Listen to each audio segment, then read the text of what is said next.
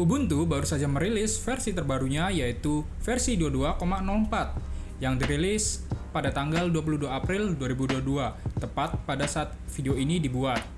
Bagi kamu yang penasaran dengan versi terbaru Linux Ubuntu 1 ini, di video ini saya akan memberikan tutorial instalasi beserta review lengkap Ubuntu 22.04 LTS. So, tetap pantengin terus video ini dan jangan di skip-skip ya. Bagi kamu yang masih belum subscribe, silakan ditekan dulu tombol subscribe-nya agar channel ini bisa terus berkembang ke depannya. Bersama saya Indrajit Alivianboro, inilah instalasi dan review Ubuntu 22.04 LTS.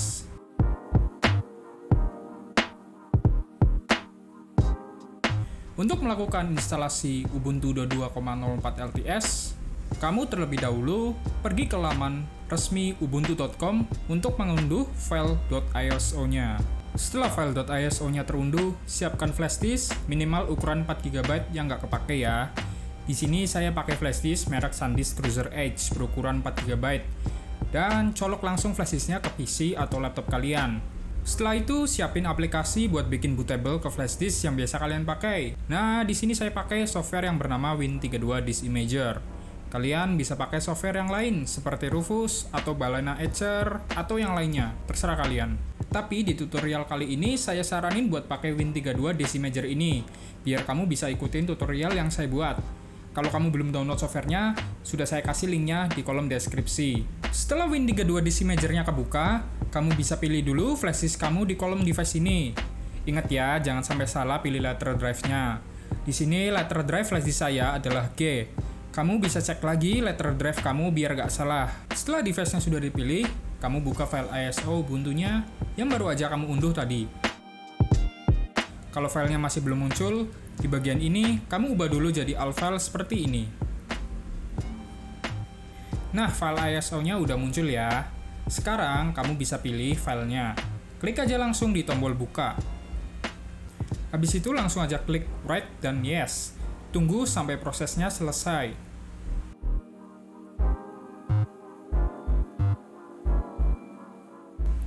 Setelah selesai, tutup aja aplikasinya. Langsung aja colok flash disk bootable-nya ke laptop atau PC yang mau kamu install Ubuntu 22.04 LTS.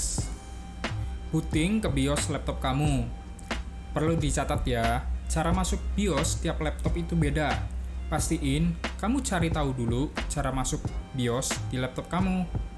Di laptop saya ini cukup tekan tombol F2, F12, atau delete berulang kali saat laptop sedang booting.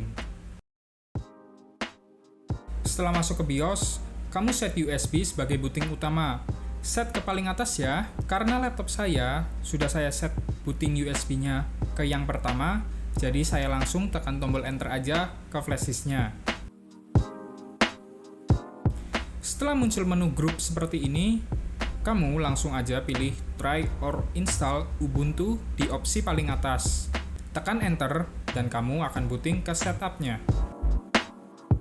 Nah, di sini kamu bisa cobain dulu Ubuntu-nya tanpa harus install. Kalian juga bisa connect ke WiFi atau hotspot kalian. Biar nanti pas install, kita bisa langsung download update-nya. Karena kita mau install, jadi langsung aja klik install Ubuntu. Ini adalah menu buat pilih layout keyboard. Pilih aja yang English US dan klik continue.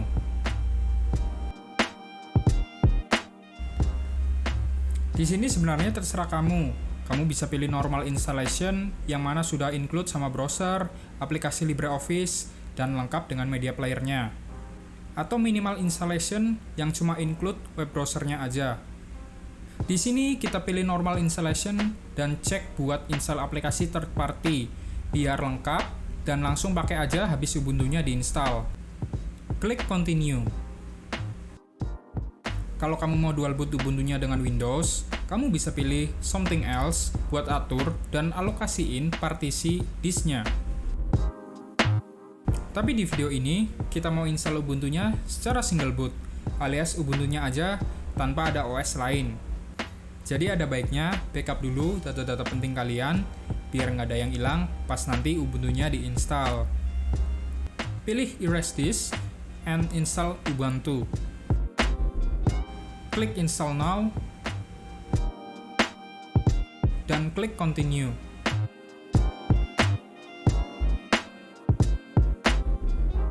Di sini saya pilih Jakarta karena lokasi saya ada di zona waktu Indonesia bagian barat. Klik continue. Isi data diri kamu dan password buat laptop kamu. Klik continue lagi. Proses instalasi sedang berjalan dan tunggu sampai selesai. Jika proses instalasi berhasil, maka akan muncul pesan installation complete dan klik restart now.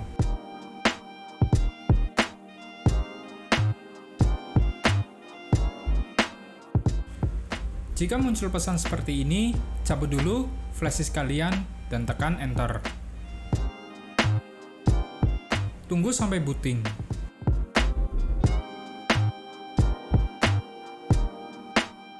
Masukkan password yang sudah kamu buat tadi. Dan kita sudah masuk di desktop Ubuntu 22.04. Di sini kalian bisa langsung skip-skipin aja biar nggak lama. Dan inilah tampilan desktop Ubuntu 22.04. Ini adalah tampilan dari desktop Ubuntu 22.04 LTS Jammy Jellyfish. Ubuntu 22.04 LTS membawa tampilan desktop GNOME 4.2, yaitu versi terbaru desktop GNOME, dengan kernel versi 5.15 dan driver Mesa 22.0. Wayland juga sudah jadi display server default. Dan tentu saja, kalau kamu betah pakai X11, kamu juga bisa ubah display servernya sebelum login ke desktop. Tampilan desktop GNOME 4.2 ini membawa banyak perubahan dari desktop GNOME versi sebelumnya. Hadirnya desktop GNOME 4.2 di Ubuntu 22.04 ini membawa kesan yang cukup positif. Mengingat Ubuntu versi LTS selalu membawa tampilan desktop GNOME yang lawas. Alasannya demi menjaga stabilitas pada sistem. Namun di versi 22.04 ini, Canonical tampaknya memutuskan untuk langsung menghadirkan versi terbaru desktop GNOME 4.2 ini. Ubuntu 22.04 juga menghadirkan dark mode terbaru, yang di versi sebelumnya, dark mode hanya berpengaruh pada aplikasi saja, tidak pada GNOME Shell-nya. Nah, di GNOME versi terbaru ini, dark mode juga akan berpengaruh pada GNOME Shell. Selain dark mode, di Ubuntu 22.04 ini, kamu dapat merubah warna aksen dari sistem, mulai dari warna kursor, bahkan icon pada folder. Fitur ini nggak ada di versi Ubuntu sebelumnya. Di versi sebelumnya, kita butuh GNOME Tweaks buat ngubah warna icon foldernya. Ngomongin masalah warna, Ubuntu 22.04 mengganti warna ungu aubergine yang biasanya ada di Ubuntu versi sebelumnya ke warna oranye khas Ubuntu. Pada tema Ubuntu 22.04 masih membawa tema khas mereka, yaitu Yaru, khususnya pada icon aplikasi, dengan sedikit tampilan ala Lead Duaita yang dibawa pada tampilan desktop GNOME 4.2 secara default. Berkat GNOME 4.2, Ubuntu 22.04 juga banyak membawa fitur baru yang tidak ada di Ubuntu sebelumnya. Di bagian panel samping Ubuntu ini, dapat kamu custom sesuai keinginan kamu. Kamu bisa pilih mau khas default kayak Ubuntu ini, atau kayak Windows, atau ala-ala Mac OS. Kalau saya sih, lebih senang ala-ala Mac OS kayak gini, ditambahin fitur auto hide-nya. Jadi nggak ngalangin kita pas lagi buka aplikasi dalam keadaan full screen. Di bagian App Launcher, kamu bisa melakukan grouping dengan membuat folder untuk masing-masing aplikasi, dan ini terasa sangat responsif.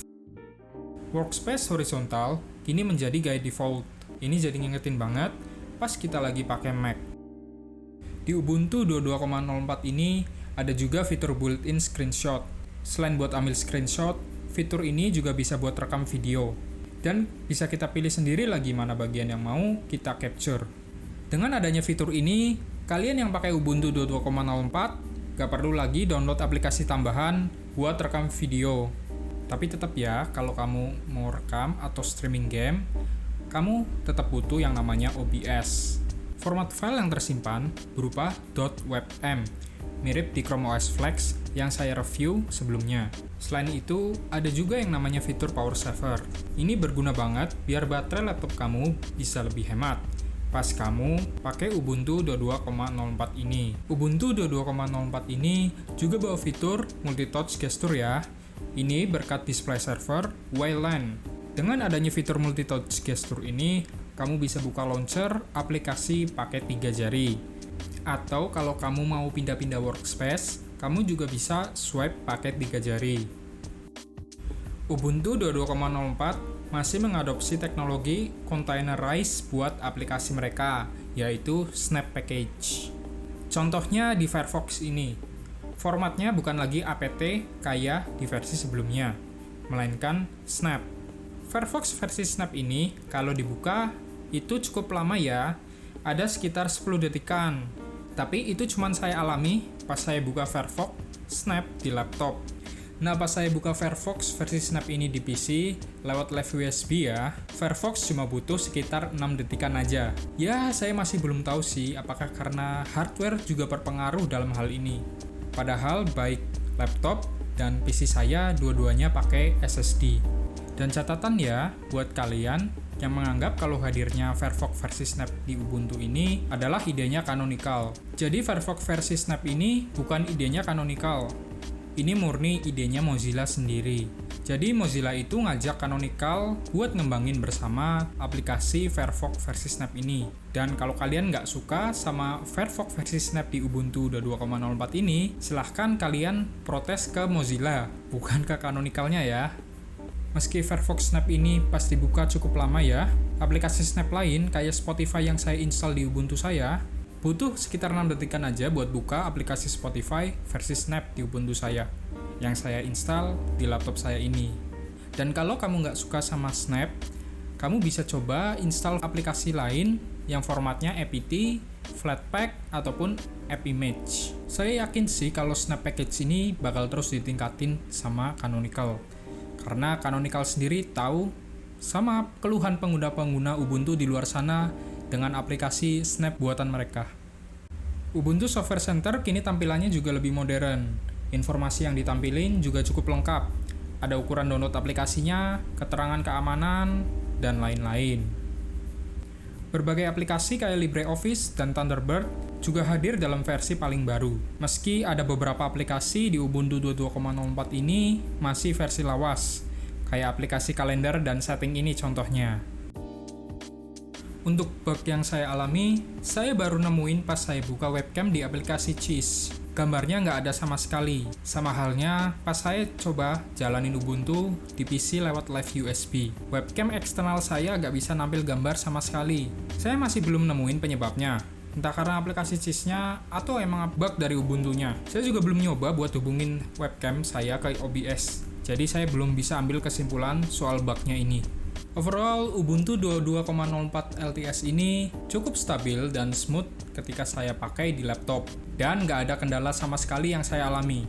Emang sih pas pertama saya baru selesai install, pas saya buka launcher aplikasinya, icon aplikasinya itu kecil-kecil semua. Dan habis saya utak-atik lagi Gnome dock-nya, ikonnya tiba-tiba jadi besar lagi. Lalu pas saya buka launcher aplikasinya pas habis selesai install Ubuntu ini di laptop saya, rasanya agak nge-lag gitu ya. Tapi kemudian saya coba install driver Mesa-nya, dan animasi yang tadinya nge-lag pas buka launchernya sekarang jadi lebih smooth karena Mesa driver ini.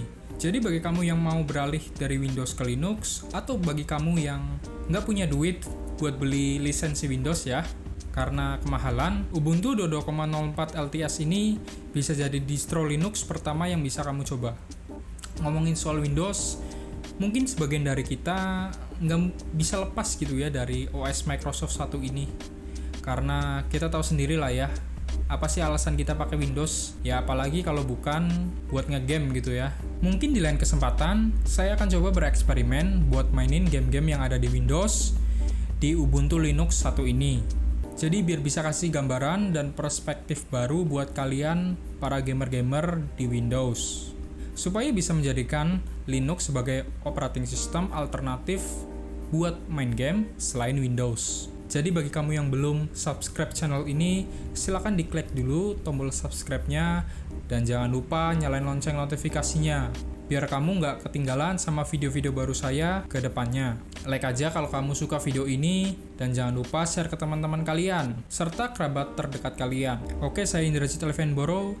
Thanks for watching, semoga bermanfaat and see you on the next video. Bye bye.